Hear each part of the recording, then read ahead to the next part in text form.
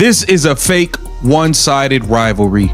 We got Angel Reese taking more shots at Caitlin Clark unnecessarily.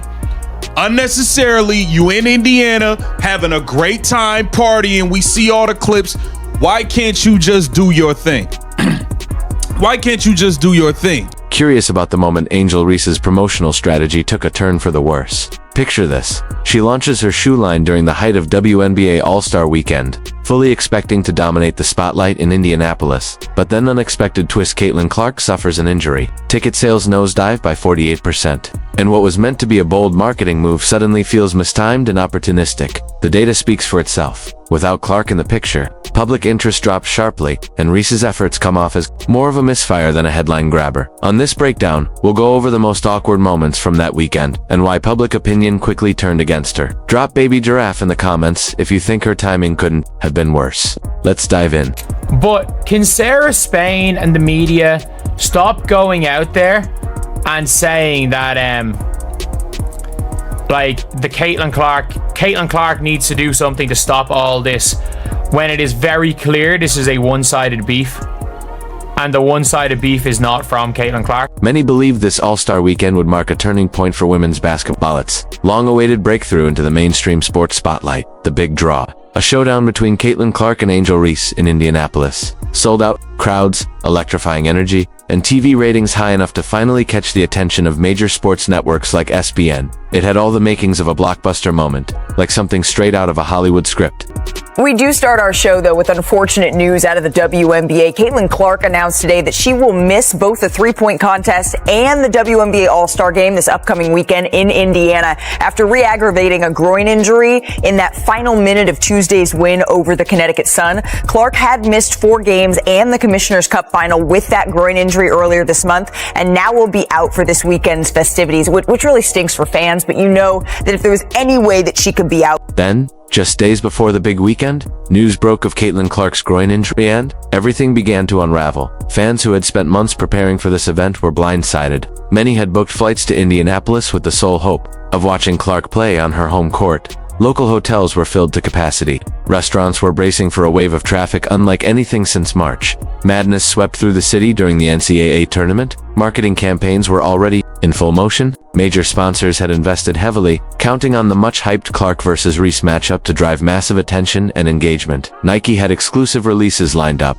ESPN was billing it as a can't-miss spectacle. Social media platforms were lit up with countdowns, debates, and predictions about who would steal the show. The story we have been following throughout the past 2 days surrounds a superstar herself, Caitlin Clark, the WNBA star, the Indiana Fever star, Caitlin Clark. She's going to miss all the action on the court. Clark's home state presence was meant to be the ultimate stage for her moment. Indiana fans were primed to pack Gainbridge Fieldhouse, ready to showcase their deep-rooted love for the game and rally behind their hometown star. It was a narrative made for headlines. The local favorites step into the spotlight at the WNBA's premier event of the year. But once word of Clark's injury began circulating on social media, the momentum shifted fast. One by one, the dominoes began to fall. Months of carefully coordinated marketing suddenly felt uncertain. The central storyline that had captured everyone's attention evaporated in an instant. You could almost feel the energy deflate as expectations gave way to disappointment. Caitlin Clark gets hurt, and guess what? Your demand vanishes because people ain't going to pay up to see these athletes that are ungrateful that their sport's growing. People aren't paying up for that. And we are here, right here. The tickets for this game, for this All-Star game, they've dropped by 50%. This wasn't just any setback, it happened to the league's biggest rising star. Caitlin Clark had become the face of a new era in women's basketball, drawing in fans who previously paid little attention to the WNBA. She turned casual viewers into engaged followers and gave many a reason to finally tune in. Her absence wasn't just a missing name on the roster. It meant the loss of the one athlete truly driving momentum. What was meant to be a celebratory weekend for women's basketball quickly turned into a revealing moment about the league's vulnerability. All the hype, anticipation, and corporate investment had been riding on one player's ability to take the court. And when she couldn't, it became clear just how much the league's recent surge was tied to Clark's influence. But when it comes to the vendors in the arena, the shops in the arena, they're not going to have the same amount of people patronize their business as they would if Caitlin Clark was there. The surrounding restaurants the surrounding areas, the surrounding attractions. They're not going to have the same number of people patronize their business as they would if Caitlin Clark was healthy. What was meant to be a well-orchestrated celebration of women's basketball ended up highlighting just how far the league still needs to go, as Clark grappled with a real injury leaving behind. Fans who were truly eager to watch her play another figure stepped in, seemingly eager to seize the spotlight for themselves. Reebok, Angel Reese are taking shots at Caitlin Clark, using her as promo. Angel Reese, let's be clear here. Let's just be all the way clear here. Angel Reese is a solid basketball player. Angel Reese 100% has benefited from attaching herself to Caitlin Clark at every single turn. Her podcast, the first 3 episodes, all the clips promoting was bringing up Caitlin Clark. It was bringing up Caitlin Clark and all of the promo. People wanted to know what she was going to say. She used Caitlin Clark as promo. Imagine unveiling your biggest marketing campaign right in your competitor's hometown, while she's sidelined with an injury and unable to represent her city. That's exactly the move Angel Reese made with her "I'm in Your City" campaign. During All-Star Weekend in Indianapolis, she launched her signature Reebok sneaker with bold billboards, a heavy social media presence, and branding that made it clear she was staking her claim right in Caitlin Clark's territory. Angel Reese, I'm in your city. Walk in your trap, take over your trap. Post it on Instagram. There's about 15 fans there and Reebok put up a board. You would expect Reebok to put up a board. Let's never forget that when let's never forget the gigantic Caitlin Clark Nike billboard in Chicago. Let's never forget that. So if Reebok didn't put up a board for Angel Reese, depending on your perspective, the timing was either incredibly unfortunate or strategically intentional. Reese's team built the entire campaign around her presence in Indianapolis, fully aware that this was Caitlin Clark's home ground. The sneaker launch wasn't simply about debuting a new product, it was a bold move designed to send a message on rival turf. Is you continue to take shots at her, and then when them shots get fired back, nobody likes it. We don't have no videos of Caitlin Clark really taking shots at Angel Reese. Look at what Angel Reese and Reebok are doing for views. Walk in your trap, take over your trap. This is promo they're doing in Indianapolis, where Caitlin Clark plays. That is a clear shot. It's a clear shot. Like I said, this is a fake rivalry. I think you've won 1 game versus Caitlin Clark. You've never won in Indiana at all. It's just like you continue to attach yourself to her at every turn and use her as promo. Let's be honest about what really went down. Reese flooded social media with the phrase, "Walk in your trap, take over your trap," and even featured Bankroll Fresh's track of the same name on her Instagram story. Given that her biggest rival was sidelined with an injury, the message came off to many as an attempt to claim victory in a matchup where the other side couldn't even compete. Social media reactions reflected that sentiment. While a few fans praised the bold marketing move, many more saw it as poorly timed and in questionable taste. Critics called it opportunistic, some even labeled it disrespectful, considering the circumstances. The responses ranged from light digs to pointed criticism about whether such an aggressive approach was really necessary under those conditions. Caitlin Clark has never said a negative word about Angel Reese. Caitlin Clark has never said a negative word, or like, to be honest, when it comes to Caitlin Clark, like, she did show it by her actions. Showed it by her actions. She didn't need to say, "I'm taking over Chicago." She did, however, go and put up 31 and 12, set a career high with 12 assists, be the only player in the history of the WNBA ever to have 31 and 12 in a game. She did, in fact, do that and then try to hype up the Chicago crowd. So it's like, fair enough, you want to say, oh, Caitlin Clark did this, then show it with your actions. Go and win MVP. Go and win MVP. Don't just be like, this is my city. Don't just come in and be like, this is my city. You've never won a game. Has she won a game in Indiana? I don't think she's ever won a game in Indiana. I actually do not think she has won a pro game in Indiana. Here's where things really took a turn. Once it was confirmed that Clark wouldn't be participating, most players shifted their tone out of respect, dialing back the competitive narratives, but not Angel Reese. She continued her campaign at full force, as if nothing had changed. The contrast couldn't have been clearer. While other All-Stars focused on celebrating the game and highlighting the league's progress, Reese appeared intent on fueling a rivalry one where her main competitor wasn't even able to respond on the court. One analyst pointed out that Reese's team executed a smart marketing play from a strategy standpoint. The campaign was built to spark conversation, positive or not tanned in that sense. It definitely succeeded. Now with Reebok she's using, this is nonstop. She has attached herself to Caitlin Clark at every single turn, and she has benefited. Let's be clear here. Yes, she does receive backlash. She does receive negativity, but she has benefited greatly. She has made millions of dollars off of attaching herself to Caitlin Clark and using her to make her brand bigger. What was intended as a bold branding move ended up looking more like an attempt to claim victory in a game where the other side never had a chance to play. Promoting the idea of taking over someone's city while they're sidelined by injury doesn't reflect true competition. It comes off more as opportunism disguised as confidence. One analyst even described the situation as a lopsided rivalry, with Reese appearing to swing at shadows while Clark was focused on recovering from a legitimate setback. But the most telling sign that this strategy didn't land as planned. The numbers undeniable and unforgiving told the real story. This is absolutely a one-sided rivalry. And we've got to say it like it is. Like, we can't say Caitlin needs to do this, Caitlin needs to do that. Let's be real. The only reason this is still a rivalry is because the other side of the rivalry won't stop it. And by the way, it is extremely beneficial for Angel Reese to be in this rivalry. Curious just how much impact Caitlin Clark has on the WNBA. The numbers speak volumes. When it was announced she wouldn't be playing, ticket prices dropped, sharply falling from $121 to just $64. That's a staggering 48% decline in a matter of hours. This wasn't a minor adjustment. It was the market clearly signaling that without Clark, fan interest takes a major hit, according to TickPick.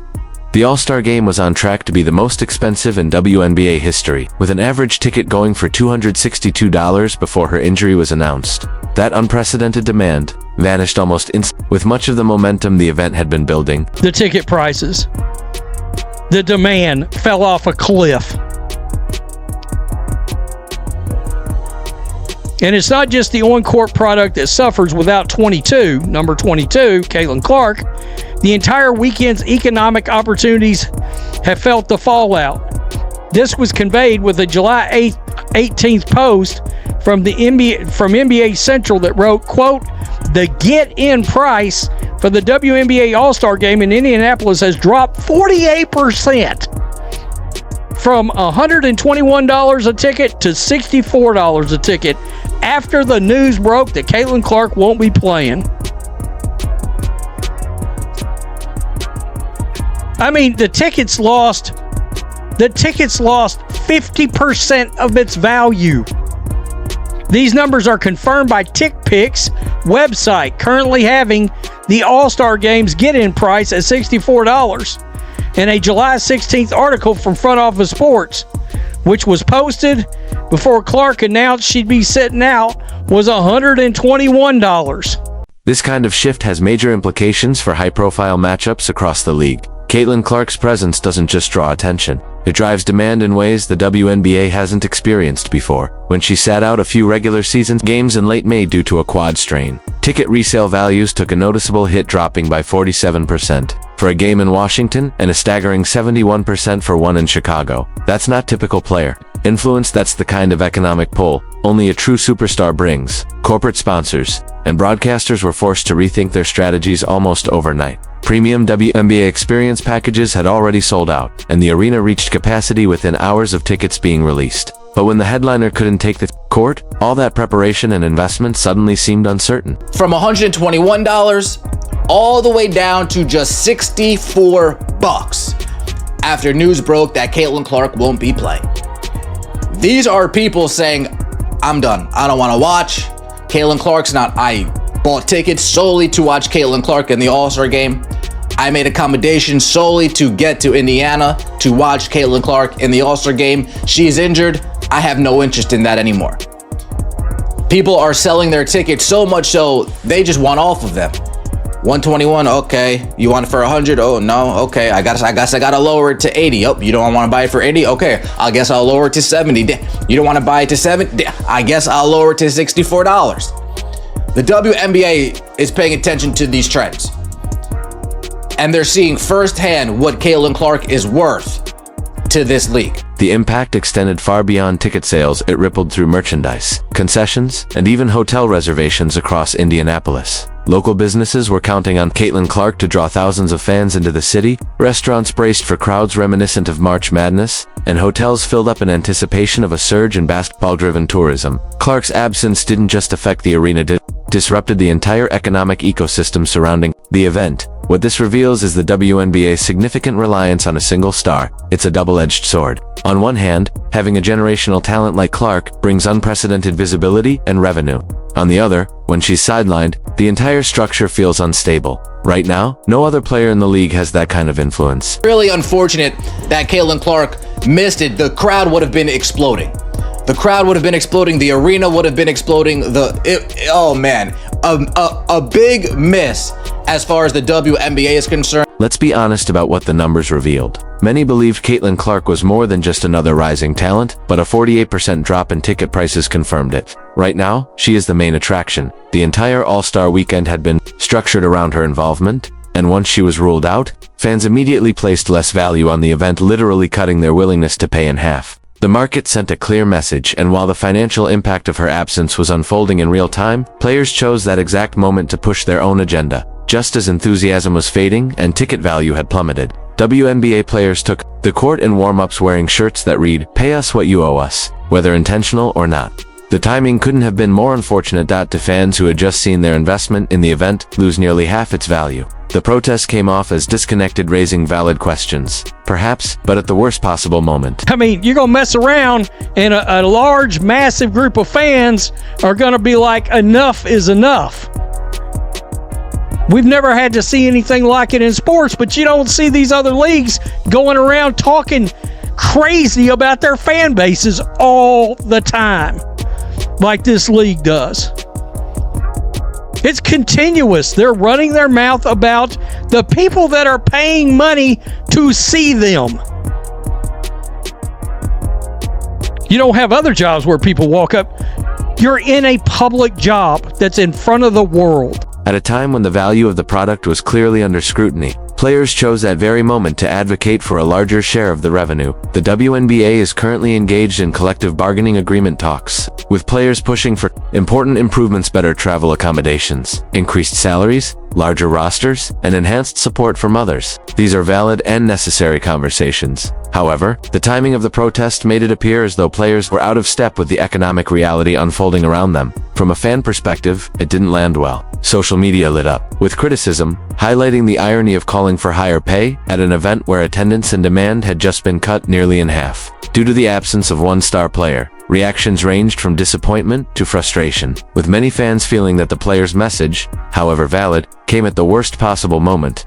To some, it felt like they were pushing back against the very audience and momentum they need to sustain the league's growth. The optics, not great. A bunch of players and coaches over the last few days have complained without being fine-worthy about officiating. I just want to see about your thoughts on if officiating is an issue and how it can be improved, because clearly there seems to be problems or a disconnect between what players and coaches feel and what officials are actually calling. The real issues driving the protest were overshadowed by its unfortunate timing. Players have every right to be frustrated. Many feel their compensation hasn't kept pace with the WNBA's growth, especially with a new $2.2 billion media rights deal set to kick in by 2026. WNBPA President Nika Ogumik voiced concerns over the league's focus on salary caps, rather than addressing broader expectations for fair revenue sharing. But here's the thing: other major sports leagues don't air out labor disputes during their biggest showcases. You don't see NBA players making statements during All-Star Weekend, or NFL athletes turning the Super Bowl into a Stage 4 contract negotiations. There's a time and place for these discussions, and for many fans, the All-Star Weekend wasn't it. Instead of celebrating the sport, the event became clouded by controversy. First came the blow of Caitlin Clark's injury, followed by plummeting ticket prices. And then the spotlight shifted to Peyton Manziel, while fan enthusiasm was already taking a hit. Commissioner Kathy Engelbert described the negotiations as productive and constructive, but players largely dismissed the talks as a missed chance for real progress. As someone who's followed sports for decades, it's hard not to see how quickly the weekend unraveled. I know, as a fan of sports for 60 years now, I know that no one's ever happy with officiating. All sports deal with it, but we're working hard to make sure we're putting the best product out on the court, and our officiating then follows that. The protest brought valid concerns to the surface, but to many fans, it looked like players were asking for raises at a moment when their biggest star was sidelined and the league's market value was visibly dropping. Even Caitlin Clark has gone. on record saying, "We should be paid more."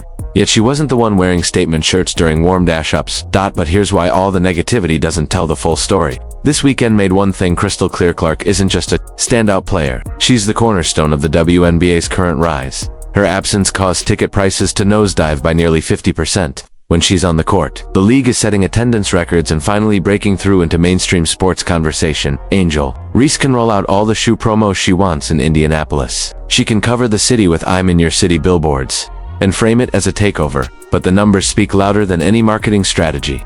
Without Clark there to compete, Reese's campaign felt more like performing to an empty room than claiming dominance. This setback, it's only setting the stage for an even stronger comeback. Clark's return in 2025 could fuel the Fever's championship push, and fans will be watching. Drop Baby Giraffe in the comments to sound off on Reese's latest move. Don't forget to like, subscribe, and hit that notification bell so you never miss a beat.